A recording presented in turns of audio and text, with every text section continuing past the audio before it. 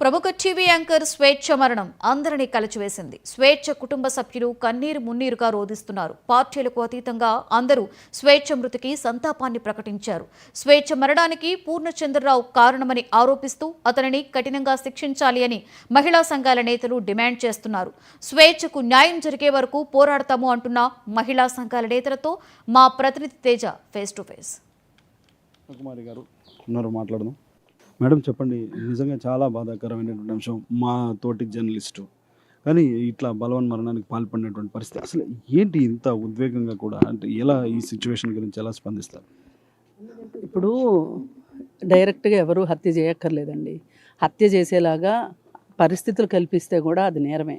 అలాంటి నేరమే అతను చేశాడు. దానికి తగ్గట్లుగా పొద్దున ఒక ప్రకటన చూసిన తర్వాత జర్నలిస్టు సంఘం ప్రకటన చాలా సాదాసీదాగా ఉంది. మనం జర్నలిస్టులు అనుకున్నప్పుడు, మన వాళ్ళకి అన్యాయం జరిగిందన్నప్పుడు మన వాళ్ళ పక్కన మనం నిలబడాలి, అండగా నిలబడాలి. ఖచ్చితంగా అతను దోషి అని ఆ కుటుంబం నమ్ముతుంది, తెలిసిన ప్రతి ఒక్కరూ నమ్ముతున్నారు. ఏది ఏమైనా అతనికి ఖచ్చితంగా శిక్ష పడాల్సిందే. ఇది ఇలాగ చెయ్యాలనుకునే వాళ్ళకి ఎవరికైనా సరే ఇది ఈ కేసు తాలూకు తీసుకునే చర్యలు వాళ్ళకి ఒక గుణపాఠం లాగా ఉండాలి. కొంతమందికి కనువిప్పు కూడా కావాలి. ఇది ఆ పాప చిన్న పాప, అలాగే ఉద్యమాల్లో ఎన్నో ఆటుపోట్లు తట్టుకుని ఆ పాపని కని పెంచి ఇంత చేసిన తర్వాత ఆ భార్యాభర్తలకి ఇలాంటి కష్టం రాకూడదు.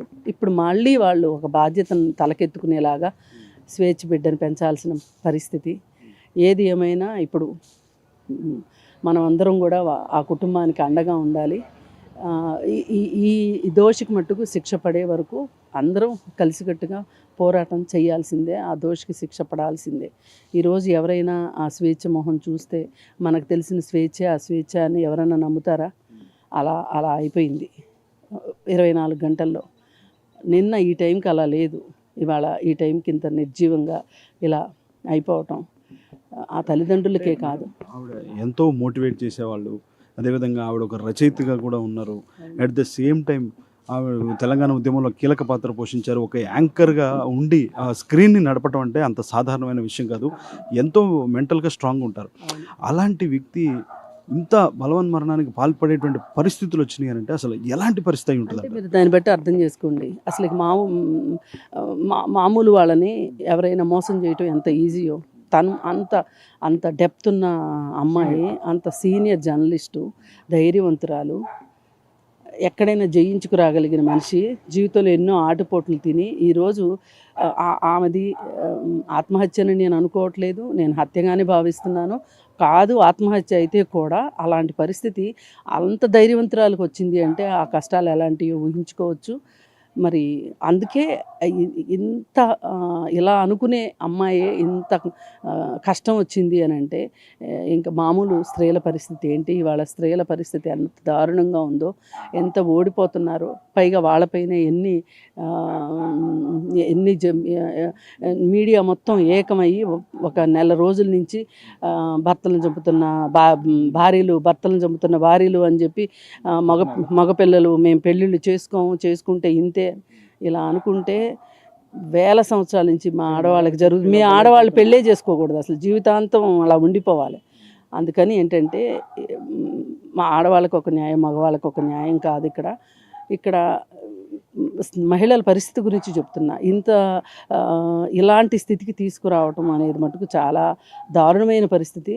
ఇలాంటి పరిస్థితి మటుకు ఉండొద్దు అని కోరుకుంటున్నాం. అవన్నీ తట్టుకుని కూడా సక్సెస్ఫుల్గా గొప్ప న్యూస్ ప్రెజెంటర్గా, రచయిత్రిగా, తను ఉద్యమకారిణిగా, తెలంగాణ ఉద్యమంలో అందరు రచయితల్లాగా కేవలం నా రచనలకు ప్రాముఖ్యత కావాలని కోరుకోవాల. అట్లాగే అందరు జర్నలిస్టుల్లాగా నేను జర్నలిజంలో ఎదగాలనుకోలే, తను యాక్టివిస్ట్గా కూడా ఉంది. ముఖ్యంగా తెలంగాణ ఉద్యమంలో తన కాంట్రిబ్యూషన్ చాలా గొప్పది.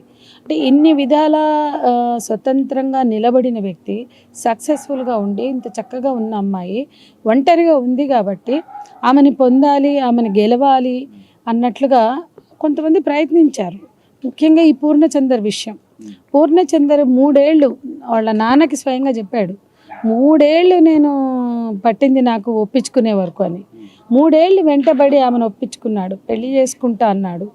అంటే ఇవాళ ఇట్లాంటి మన చుట్టూ ఇట్లాంటి మగవాళ్ళు చాలామంది కనపడతారు. సక్సెస్ఫుల్ ఉమ్మను ఒంటరిగా ఉంటే ఆమె నాది అనిపించుకోవాలా, షీఈ్ మైన్ అనిపించుకోవాలి అనేటువంటి ధోరణితో వ్యవహరిస్తారు. గాలాలు వేస్తారు, కలబలి కబుర్లు చెప్తారు. నీకు జీవితం అంతా నీ చివరి క్షణం వరకు, నా శ్వాస ఉన్నంత వరకు, నీ శ్వాస చివరి శ్వాస వరకు నేను నీ చెయ్యి పట్టుకుంటా, నేను వదలను, నీ వెంటే ఉంటా అంటారు. అవన్నీ నమ్మి ఏదో ఒక దశలో ఇంత ప్రేమ నిజంగా ఇది నిజమైన ప్రేమ అనుకుంటారు.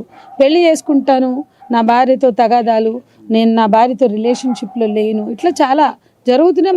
మా చుట్టూ చాలా మంది ఉన్నారు అని ఈ రిలేషన్షిప్లోకి వెళ్తున్నారు. ఆ తర్వాత అమ్మాయి చాలా లోతుగా గాయపడింది అనేది మనకు అర్థమవుతుంది. ఆమె ఘర్షణ మాకు కూడా తెలుసు. ఎవరైనా ఈ పూర్ణచందర్ బదావత్ ఇతని పేరు, ఇతను ఎలాంటి వాడో చెప్పినప్పుడు తల్లిదండ్రులు కూడా దృష్టికి వచ్చినప్పుడు అతన్ని చూడలే వాళ్ళు. కానీ ఆ అమ్మాయి దృష్టికి తెచ్చారు, ఇట్లా అంటే వాడు నువ్వు జాగ్రత్త, అట్లాంటి వాడితోటి ఎందుకు అని చెప్పారు వాళ్ళు. మాతో కూడా షేర్ చేశారు. మేము కూడా తెలుసుకునే ప్రయత్నం చేశాం. అమ్మాయితో నేరుగా అమ్మాయి మాట్లాడితే మేము మాట్లాడాలనుకున్నాం. ఈ క్రమంలోనే మాట్లాడాలి అని అమ్మాయి ఫోన్ చేసింది. కానీ ఈ రిలేషన్షిప్లో అమ్మ ఒక ఎమోషనల్ బాండింగ్కి గురైంది. అదొక పూర్తిగా ఎమోషనల్ రిలేషన్షిప్గా తను భావించింది. ఎంతమంది చెప్పినా తన్ని దూరం చేయడానికి వాళ్ళు చెప్తున్నారు, కానీ అది నిజం కాదనుకుంది. అట్లా చెప్పాడు అతను, అంతా నమ్మించాడు. కాబట్టి ఈవేళ మనం ప్రశ్నించాల్సింది, ఈ అమ్మాయి ఇంత గట్టి అమ్మాయి, ఇంత స్ట్రాంగ్ ఉమెన్ ఎందుకు ఇలాంటి నిర్ణయం తీసుకుంది అంటే, ఎందుకు అంత ఎమోషనల్ డిస్టర్బెన్స్ గురైంది. ఎమోషనల్ బాండింగ్లో ఒక నమ్మకం వమ్మైనప్పుడు ఒక్కోసారి ఒంటరోళ్ళు అయిపోతారు. ఎంత స్ట్రాంగ్ ఉమెన్ అయినా కొన్నిసార్లు ఒంటరోళ్ళు అయిపోతారు. అది మనం అర్థం చేసుకునే ప్రయత్నం చేయాలి. చెప్తాం, ఇట్లాంటి ఒక క్షణం దానిలోంచి బయటపడితే బతికి బట్టగట్టేస్తారు. ప్రస్తుతం మనతో కృష్ణకుమారి గారు ఉన్నారు, మాట్లాడదాం. That's all for now.